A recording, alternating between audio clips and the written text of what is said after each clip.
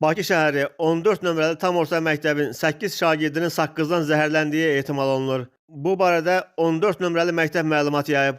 Məlumatda bildirilir ki, dekabrın 11-də məktəbin 8 şagirdi naməlum səbəbdən özlərini narahat hiss ediblər.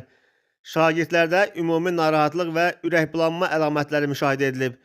Məktəb rəhbərliyi tərəfindən dərhal təcili tibbi yardıma müraciət olunub və şagirdlər müvafiq səhiyyə müəssisəsinə çatdırılıb.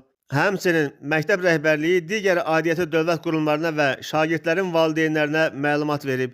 İlkin araşdırmalarla məlum olub ki, şagirdlərdən biri dərsə gələrkən məktəbin yaxınlığındakı marketdən saqqız alıb və sinif yoldaşlarına da verib. Ehtimal olunur ki, saqqıza görə uşaqlar özlərini narahat hiss etməyə başlayıblar. Məsələ ilə bağlı aidiyyəti dövlət qurumları tərəfindən müvafiq araşdırmalara başlanılıb. Qeyd olunan şagirdlər müvafiq müayinə və uyğun tibbi prosedurlara cəlb olunub.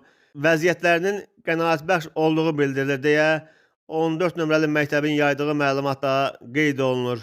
Hadisə ilə bağlı təbib də məlumat yayıb. Məlumatda bildirilir ki, bugün saat 9 radələrində Respublika Təcili və Təxirəsalınmaz Tibbi Yardım Mərkəzinə Nəsimi rayonu 14 saylı orta məktəbdən təcili çağırış qeydə alınıb. Çağırış ünvanına təcili tibbi yardım briqadası cəlb olunub.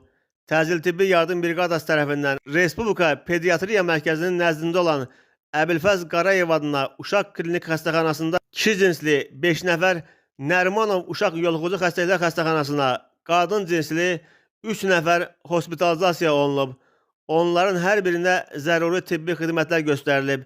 Pasiyentlərdən birinə yuxarı tənəffüs yollarının dəqiqləşdirilməmiş infeksiyası, digər 7 pasiyentə isə kəskin qastrit diaqnozu təyin edilib.